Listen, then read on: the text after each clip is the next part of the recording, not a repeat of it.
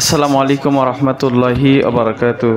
সুপ্রিয় সম্মানিত দর্শক ও শ্রোতা, আমপারার ধারাবাহিক ক্লাসের আজকে আমরা হাজির হয়েছি 27 নম্বর ক্লাসে। তো গত 26টি ক্লাস আমার এই চ্যানেলে আপলোড দিয়েছি। যদি আপনি দেখে না থাকেন আর যদি দেখতে চান, আমপারার ধারাবাহিক ক্লাস নামক প্লেলিস্টে গিয়ে সকল ভিডিও একসাথে দেখে নিতে পারেন। আশা করি এতে করে অনেক উপকৃত হবেন। তো আসুন আজকে 27 নম্বর ক্লাসে আমরা শিখব সূরা ফাজর। আসুন ক্লাসটি শুরু করা যাক। বিসমিল্লাহির রহমানির রহিম। ওয়াল ফজর ওয়া লায়ালিন আশর ওয়াশ শাফঈ ওয়াল ওয়াতর ওয়াল লাইলি ইযা ইয়াসর হাল ফি যালিকা কসামুল লিযী হিজর আলাম তারা কাইফা ফাআলা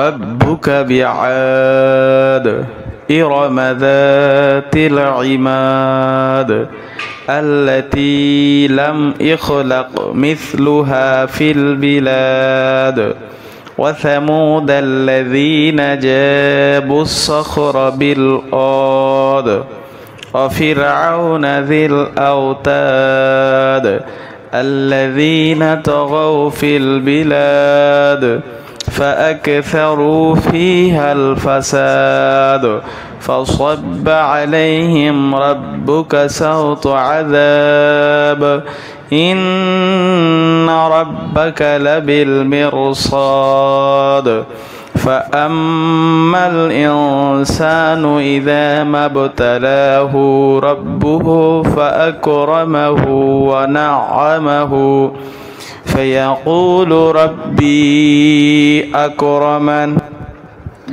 وأما إذا ما ابتلاه فقدر عليه رزقه فيقول ربي أهانن كلا بل لا تكرمون اليتيم ولا تحاضون على طعام المسكين وتأكلون التراث أكلا لما وتحبون المال حبا جما كلا إذا دكت الأرض دكا دكا وجاء ربك والملك صفا صفا وجيء يومئذ بجهنم يومئذ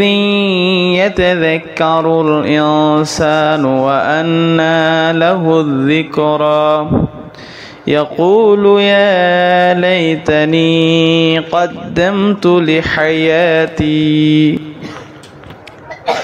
فيومئذ لا يعذب عذابه أحد ولا يوثق وثاقه